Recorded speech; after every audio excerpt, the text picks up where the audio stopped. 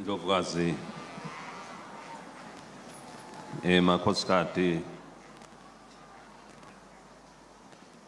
makhosi, their majesties which are here today,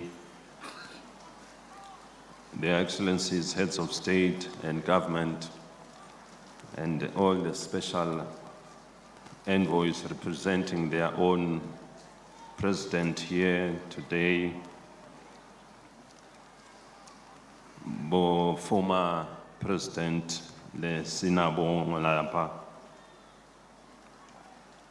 bantu bengosi, prime minister, lijaji lelikhulu emabandla kweluleka tikhulu baqondzisi netindlu totimbili te-parliamente labamele emave kuleli tindvuna tembuso baqondzisi netindlu totimbili te-parliamente lo mele sigodzi salapha kaManzini timenywa letibalulekile nani nonke bekunene nalababuya ngaphandle eSwatini labalapha labasingenele kulomkhosi siyanemukela nonke bekunene siyanibusela kakhulu estadium bekunene.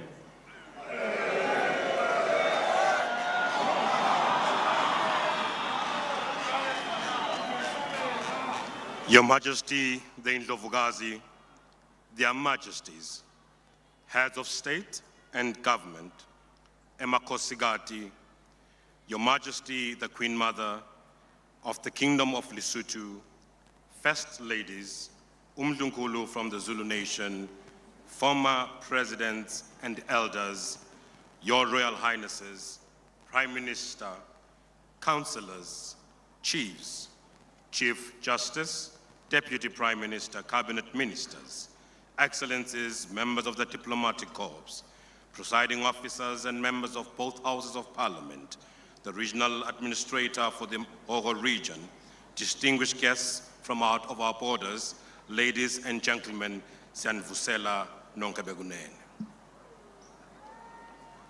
Bekunene ngekutithoba lokukhulu ngiyakhumbula 40 years emuva ngimile la ngenta speech sekuqala public 40 years ago ngangina 18 years old ngasho ngathi it was hard for me to find words in which to welcome you all.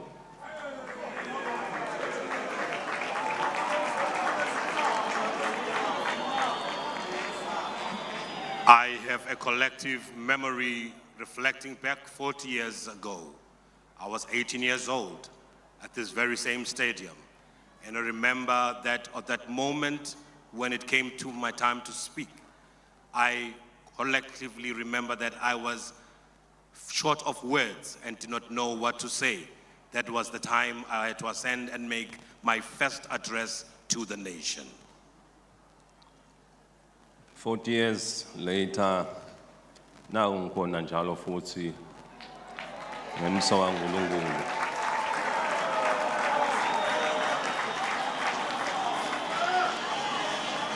Nanamuhla soloku intokoto lenkulu kuma enbikwenu kunemukela nonke elangeni lanamuhla bekunene.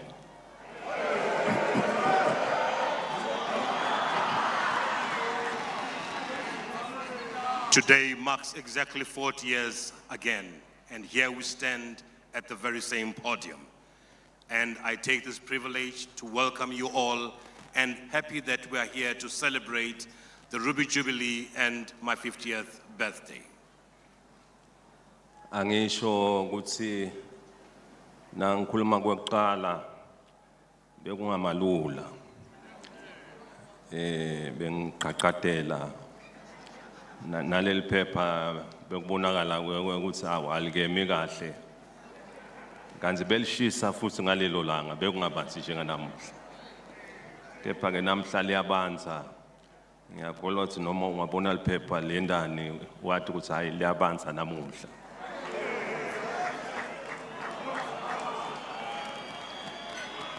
On my first address, things were not the same as today. At that time, the sun was very hot. Even the paper that I could read from, knowing that it is my first address to the nation, gave me jitters and I was very scared and in fear. But today, the temperatures and the weather conditions are welcoming. So we take this time to stand with boldness and strength. Ngemusa waNkulunkulu nangesupport yonke eMaswati namuhla solo ngime ngemandla kumembe kwenu njalo futhi ubonga wonke isupport nekusekeleka sive sonke eMaswati ukuthi elangeni naleli njengaleli sithatha nelithuba lekwemukela emakhosi Tindlovukazi nabo bonke nemakhosikazi labuya ngaphandle eMidlukulu nabo head of state labakhona lapha nalaba bebaba bo head of state nabo bonke lababuya ngaphandle utosingenela kulomkhosi sithi bonke abativele bemukelekile eSwatini kusilikhaya labo leli bekunene.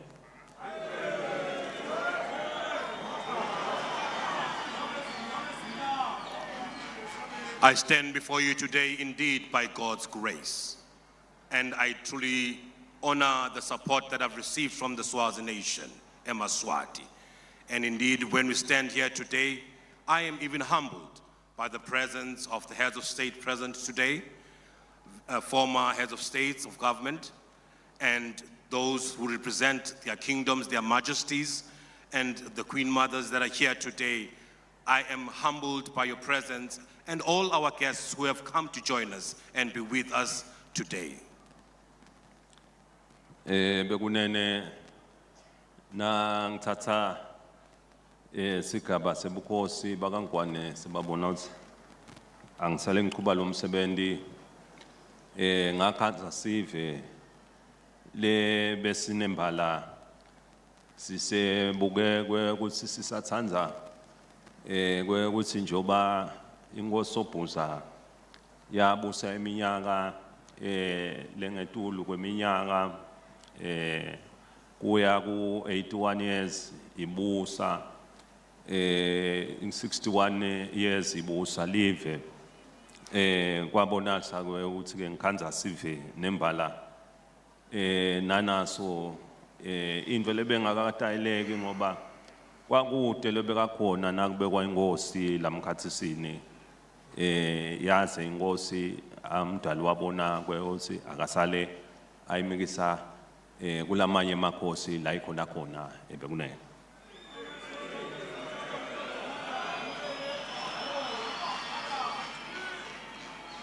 When I took my oath into the throne, I was taking over through the legendary leadership that had been led over the Swazi nation by His Majesty King Sobhuza II, who had taken his time as well to lead the nation from one time to another generation, serving with humility amongst the people, until he came to his time where he also then left the baton to where we are today. Bekunene nawati inkosi Sobhuza kusi yayihlakaniphe kangakanani uyibona nekutitfoba kwayo esiveni nendlela beyikhomba ngayo indlela ukuthi eMaswati afanele ahambe kanjani uyadibuta ke ukuthi na umusha una 18 ngabe uyawukhona yini ufithisha ufana naSobhuza libese kana 82 years yeminyaka abusa live konke lokhu kwakuyimizindlo yayilapha engihamba nayo ebekunene.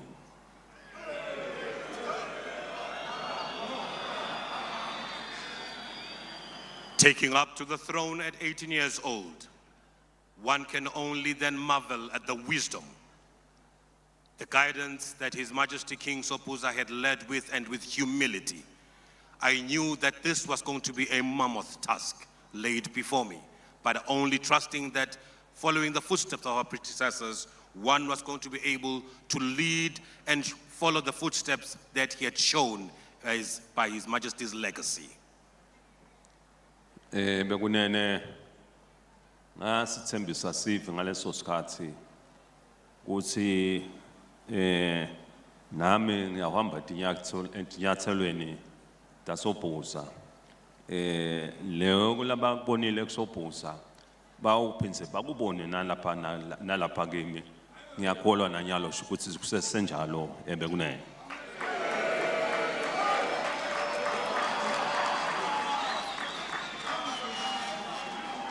I recall very well the solemn promise that I made to the Swazi nation, that I would follow on the footsteps left by our predecessors, King Sobhuza II. And indeed, my pledge is that I will not ensure that I do not change things and keep the momentum on the same level and standard of humility and wisdom displayed by His Majesty. Bekunene inkosi Sobhuza yayisifundisa ngekutithoba nekuphilelana ukuthi konke lesikwendako sihambise kuthula embili, sihambise inhlala kahle embili. Yasifundisa lokunyenti lesikholwa ukuthi nanamuhla lona nyawo lekufanele sihambe ngalo. Yayisho inkosi ithi ayinasitha nanamuhla live leSwatini liyati pronounce nekusho ukuthi lide sitha lesinalo emhlabeni wonke jikelele.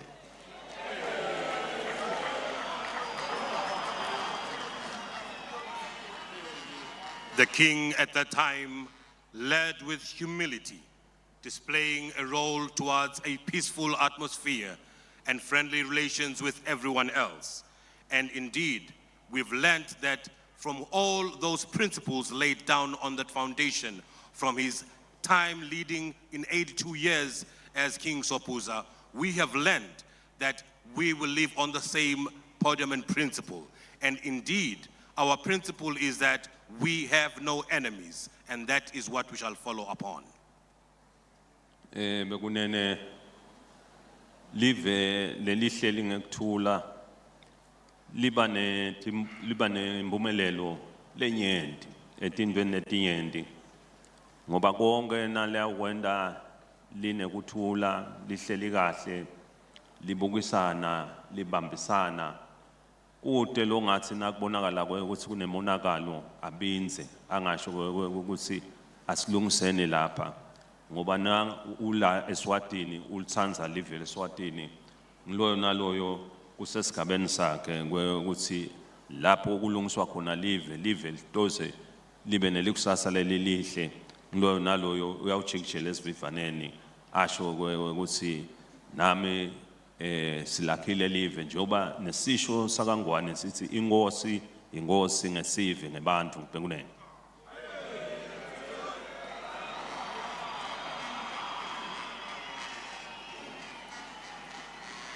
We are aware that peace means prosperity. And all this will come because we are able to come together as a nation and consult each other, advise each other, and be able to all make a contribution towards our prosperity. And as our idiom rightfully points out, the king is the king by his people. Bekunene siyati ukuthi 40 years sambe nawe eMaswati kwaba kuhle sawela tigotsi netigodzana netikhilikitsi sikanye kanye lokuhle ukuthi siphume sikanye kanye solo sibambene singeMaswati simunye siyati ukuthi nali live leSwatini lo naloyo loLswati nalohlala lapha insayela yokuthi naye kufuneka ende kube ngconyo nalapho bekubonalisa khona ukuthi kumbe bekhona lapho kukhanya liso lingaboni ngeliso kepha lokumqoka ukuthi sisonke singemaswati siqhubeke sibambane sibe munye sisebenzele live leSwatini liphumelele bekunene.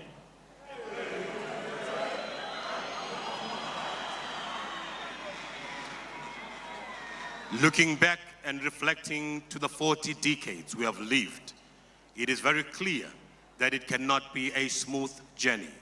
You will go through a lot of valleys and tribulations, trying times at those moments. However, it is important that even though we have those challenges, we come together as a nation, resolve our differences, find common ground, and know that we are one and our prosperity is being in our unity. Bekunene siyathi ke nangifika umnotho welive wawunganje ngoba unjena live lasingakakhulu ngemnotho nangenhlala kahle ukuthi ke namuhla siyajabula ukuthi emva kweminyaka lengemashumi lamane umnotho welive leSwatini ukhulile kakhulu ema reserves lengawakhansa ngale dot cuts ngakhansa ema reserves aselapha kubo 1.4 billion emalangeni namuhla sikhuluma ngema reserves lasa kaptsele kubo 100 billion bekunene.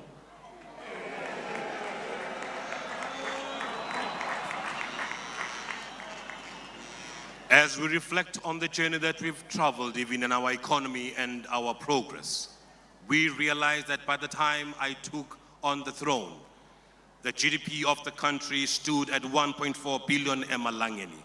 But with the joint efforts that we have made and put together, such growth has been seen in the country, which has now exceeded to over 100 billion emalangeni. Bekunene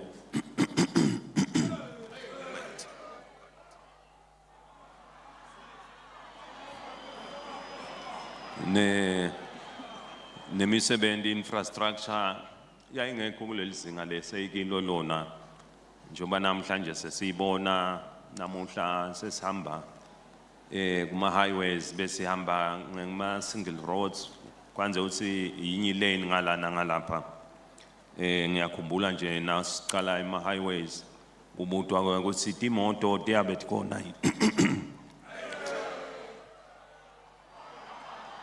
ukuthi imoto tiyabe tikhona yini ngale dot cuts ngoba netimoto betidincane kepha ke namuhla nasewubuka uyamangala ukuthi imoto sekwaba left right center awusakhonse kune congestion nanzi nemigwaqo sowakhulisa lokhu kusho i-development even bekunene.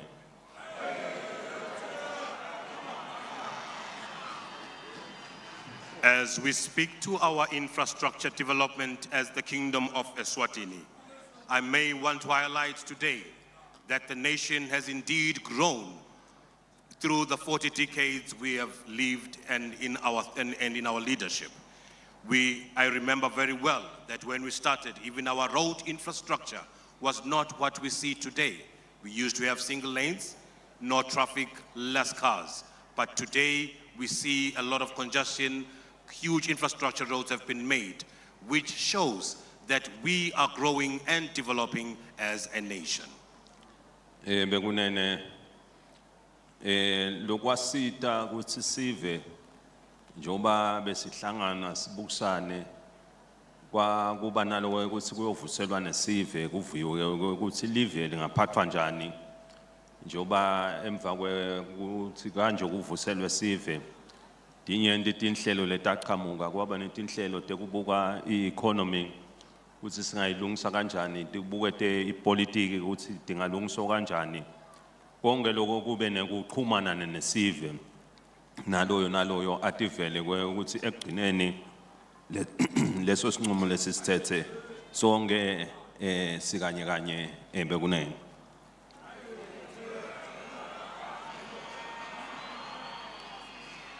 This transformation we refer to has been a result and a fruit of our collective determination as eMaSwati, which was helping us to review and go back to the things that we want to improve as a country. And this has helped us to go back to the people and find their contributions on issues that touched on economy and politics. In that way, we were able to then draw a development program for ourselves as a people. Bekunene namuhla nasawubuka kutemnotho ngale kwekuthi sive sahlangana nawubuka lena nalena ubuka ka job creation ubuke imisebenzi ibuka manufacturing ubuke imisebenzi yetekulima ubuke imisebenzi yetemicebo yaphansi ibuke imisebenzi lemikhulu nalemincane nalemincanyana ubuke imisebenzi yekungena nekuvakasha eveni ubuke imisebenzi yetechnology eveni lonke lelo singalelo seliphakeme eSwatini bekunene.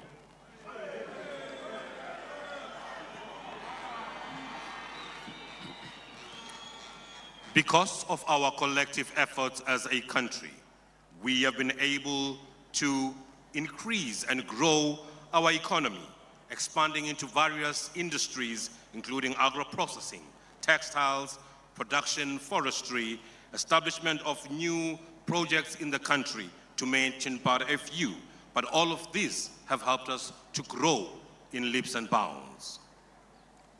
Bekunene siyajabula nasibona nemisebenzi lemikhulu isukuma eveni imisebenzi lefaka ekhatsi emadamu labonalisa ukuthi ayawusita eveni lonke ukuthi libe nemanti lanele live lonke njoba linemgomo leliulandzelako ukuthi live lonke lifuneka lithole emanti lahlobile nalanele ngesikhashana lesifishane lingahambisi umgamo lomutse bekunene konke lokho solo imisebenzi lebonalako ukuthi live iyaligulisa masinyane stabe sisukumisa strategic oil reserve kulamalanga kuyabonakala ukuthi na ukhuluma ngetindzaba tema fuel bo strategic oil reserve bamqoka kakhulu even ngelive lifuneka libe nawo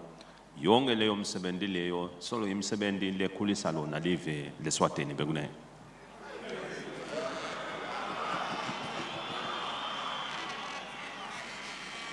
Looking also into our capital projects as a nation, we have been mindful to ensure that we develop those that we need and are a necessity and a priority to the kingdom, including the development of dams and also the strategic oil that we need as a country. Looking at what is happening around the world, every country must be accessible to these facilities in their projects for their own growth and development as nations.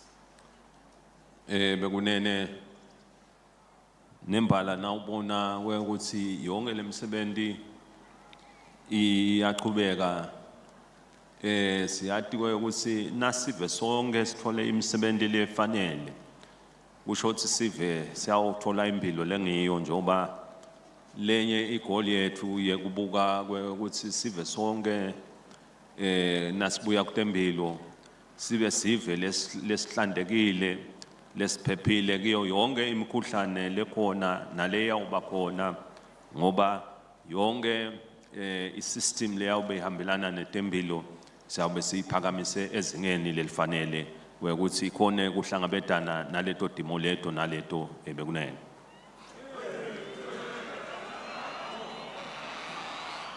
All these capital projects that we find ourselves involved in, bringing a lot of work, including job creation, and ensuring that the nation is one that is in good health. Because in all that we're going to be doing, this is going to improve and capacitate each and every Liswati in the kingdom.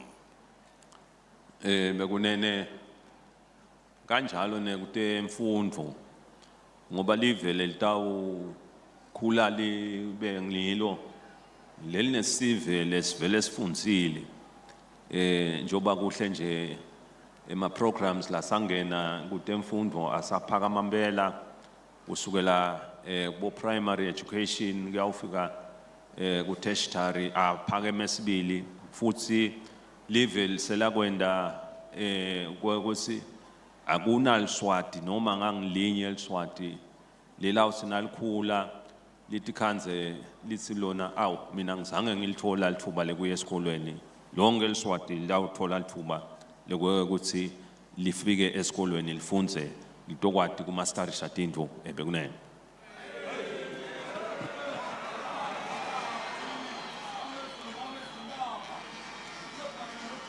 It has been our goal to ensure that we improve the literacy and education for all Emaswati in the kingdom. It is therefore important that all these facilities are going to be developed in the different communities to ensure that no Swazi citizen is left without a good education from primary to tertiary institutions. This will help ensure that we are all empowered and are not left behind.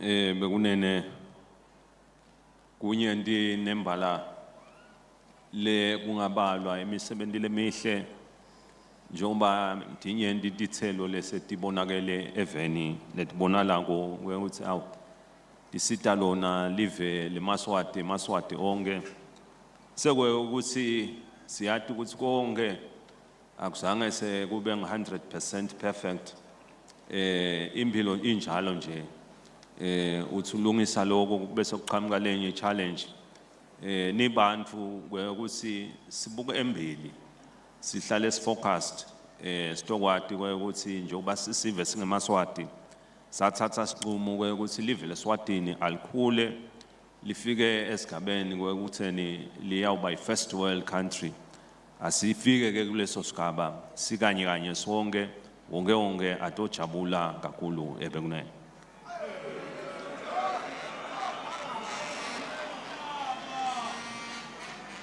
One may count endlessly the many achievements we've had as a country. Needless to say, we cannot be perfect. We may not achieve it all. However, our goal is to focus on the prize. We can do better. We can achieve more than what we have done to this time. And in focusing, we must then ensure that we grow towards the first world status that we desire. And we can do this if we do it together. Lokuhle ukuthi i-development isemadolobheni ngaphandle kwamadolobha isemakhaya inkulu kakhulu ngilabo nalabo bayayisho ukuthi bayayibona ngemehlo bayayiphasa bayayiva futhi ngoba kumqoka lokho bekunene ma regional programs la khona labonalisa ukuthi asita sive lena lokuhle ngeke ngabavakashela sive kuyawubabona ukuthi kiyo yonke lemisebenzi sihamba kangakanani kuyathokodisa ukhanza ngekonke tinhlelo ukuthi lihlelo lesilibambile livele lingiloluhle kakhulu ebekunene.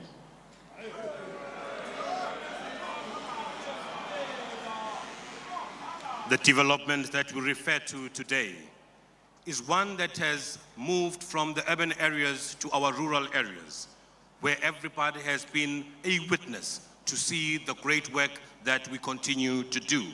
And indeed, I've also had the opportunity to personally visit the different areas in the kingdom to ensure that we are monitoring on the growth and the development we are doing.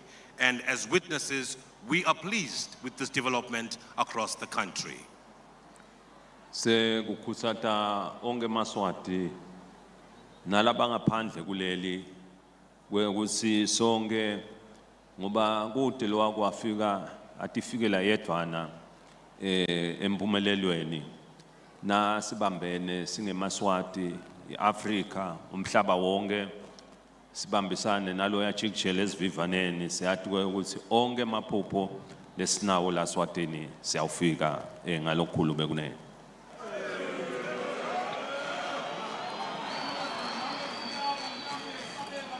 Mine now is to encourage all those who are here in the country and out of our borders, and those that are standing with us in the development vision we have.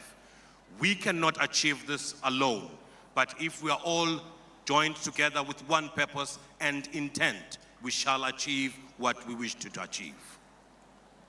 Bekunene siyajabula ukuthi nasikhuluma ngemasiko lekungumgogodla welive solo simile nalapho singemaswati emaswati ayibambile ngoba abambe masiko abambe imodernity intuthuko ukuhlanganisa kokubili kutoze kuphumelele kwakho music lokahle ngoba na ushaya piano ufuna ushaye omabili ama keys kutoze aphumelele ukuthi konke lokho solo kuyingomba libonala ukuthi live liyaqhubeka liye phambili ngoba noma ufika kutemasiko emaswati aphuma ngetingane aphuma ngemdlandla lomkhulu konke lokho siyakudumisa kakhulu ebekunene.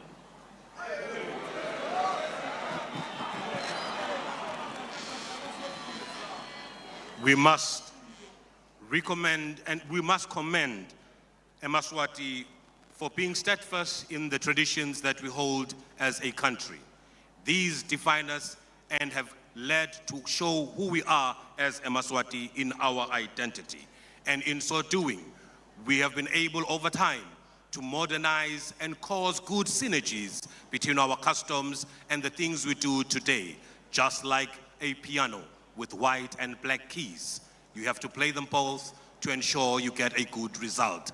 This is what we're doing as a nation to ensure that we do well. And this is encouraged by the good numbers we have as a Maswati for all our national ceremonies.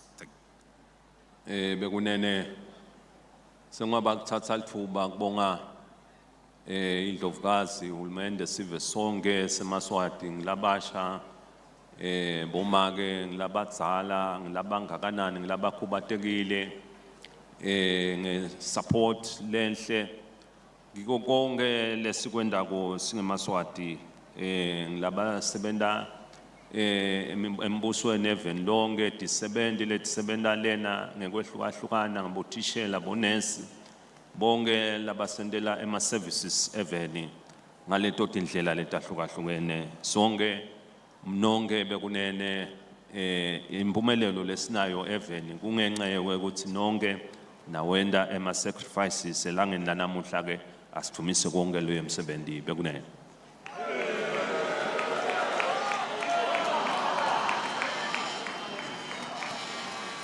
At this juncture, allow me to thank Her Majesty the Queen Mother, the royal household, young Swazis and the old Swazis, for the support that you have all given to us in different spheres of our community and the country. And indeed, those working in different sectors, professions, and services.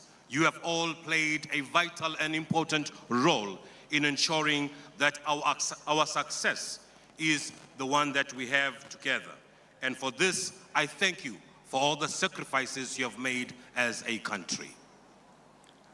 Bekunene nangithatha sihlalo sebukhosi iregion yonke yayisengakabi nenhlalakahle ide kuthula ngakhanza iregion isaqungutela ngoba bekusenemave eAfrica yonke lebekabonalisa ukuthi asengakamtholi Masibuse asafuna Masibuse namuhla ke njoba simile lapha kuyinjabulo yonke ukuthi yonke iAfrica namuhla lokusikhuluma ikhulekile political seyinensayela ukuthi ikhuleke futhi njalo economically bekunene.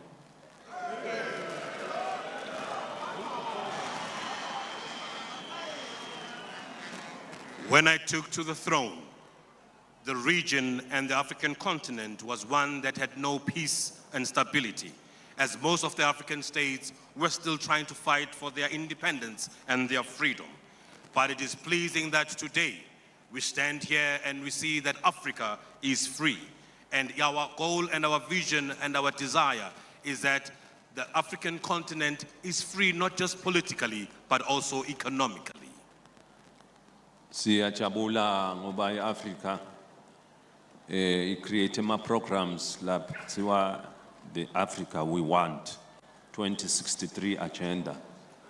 Leyo agenda ngileyo kuthatha iAfrica yonke ithatha sive sonke seAfrica ukuthi sibe munye sibambane siAfrica sisebente kanye sitransforme iAfrica iAfrica ihluke kule Africa leyatiwa ukuthi iAfrica legcwele kuhlupheka kepha itransforme ifike esigabeni ukuthi ibe iAfrica lese advanced kiko konke ku technology na ku infrastructure nakuko konke lokungaba kona ku lifestyle yesive sonke lesawuhlala neAfrica bekunene.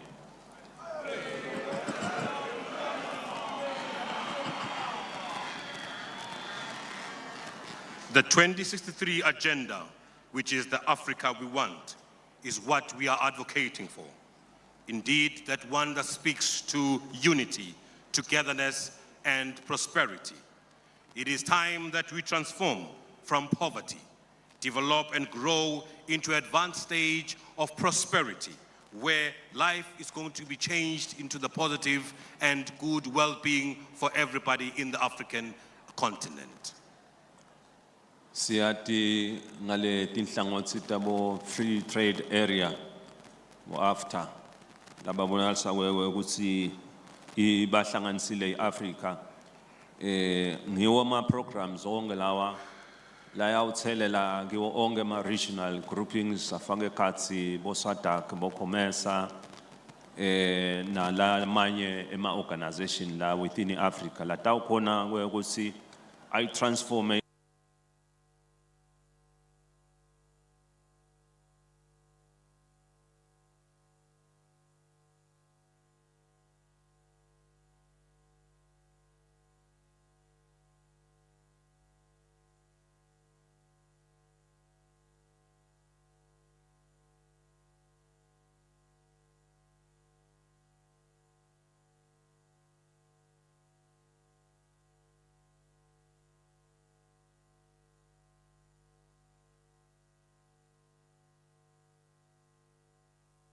Africa yathatha iposition yokuthi iAfrica yonke ifuna isilence tibhamu kungaphenzi kube nesibhamu lesawukhala itokhona ukuthi onke ama programs eAfrica asebenzeke kahle kube bete bohulumende labawukhokhwa ngemandla kulandzelwe tonke imithetho netimiso letimiswe ngemave nema constitution abo ukuthi ngiyona iAfrica lesiyibhekile nalesiyibukile nalesatiko ukuthi itaba nelekusasa lelihle ebekunene.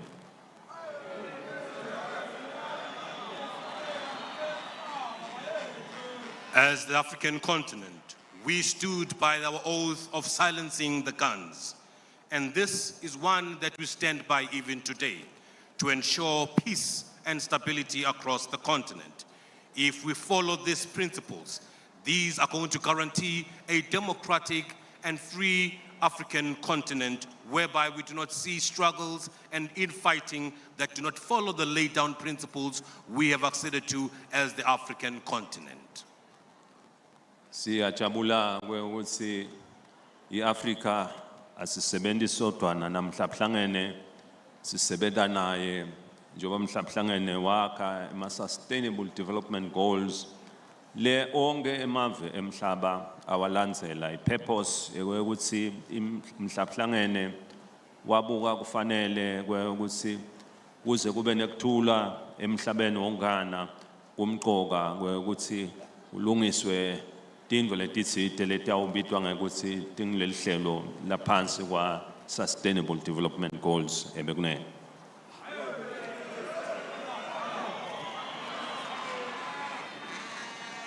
As a country, we do not work in isolation, even out of our kingdom and the African continent.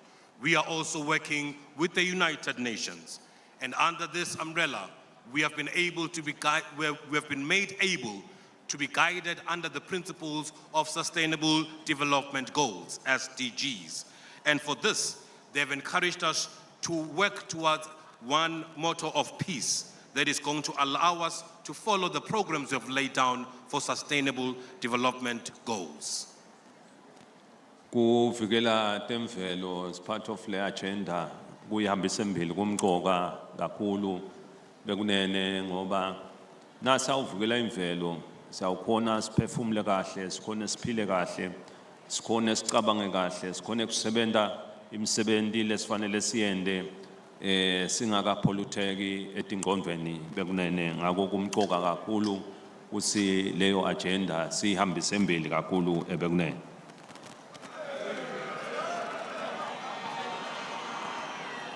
The SDGs program include ensuring that we protect our nature. And if we so do, this will guarantee the well-being of every citizen, ensuring a rounded and grounded stability for everyone.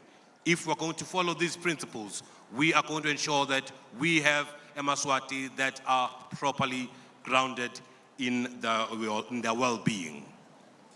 Kule sigaba sekuqhubeka nekuthi imphanzakanya nawo onke ama-programs e-African Union, ema-regional programs ne-amhlabuhlangene ukuthi live leSwatini liyatimbandzakanya nawo onke lawo ma-programs liyawasekela lime nawo kakhulu kuze umhlaba utoba ngilomhlaba longcono kakhulu bekunene.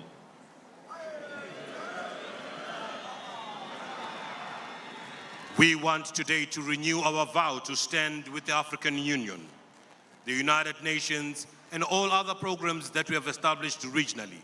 Because if we're going to do this, this is going to help us as a nation to ensure we make our voices heard in the global program and situation.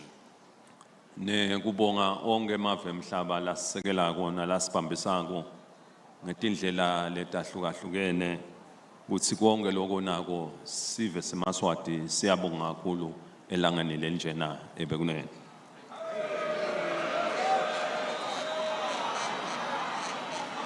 We also wish to extend our appreciation to all the countries, stakeholders, and partners who have also stood with us to support us in all our endeavors. The Kingdom of Eswatini is really appreciative of this support.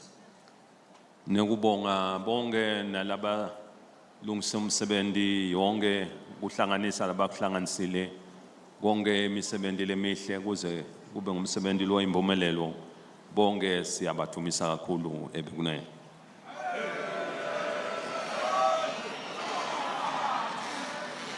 We also wish to take this time to also commend and appreciate all those who have taken their time to make sure that the festivities today and the drills and the performances and the plays and the success of this day are what we have seen today. Nekucela emadloti cela uNkulunkulu ukuthi sisabukele eminye iminyaka letawulandzela uNkulunkulu aqhubeke asibusise asihole asikhombe indlela lengiyo ngoba siyathi ukuthi nasihamba naye kude la siyawuhluleka khona bekunene.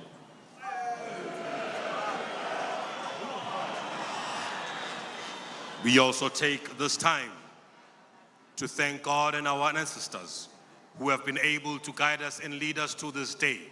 And it is indeed our prayer that God will give us the right wisdom, the right strength to also forge a way into the years yet to come, because this is not the end. And without him, we are nothing. Siyabonga uNkulunkulu uyasibusa sonke bekunene. I thank you. May the God bless us all. Bayithe wena phakathi.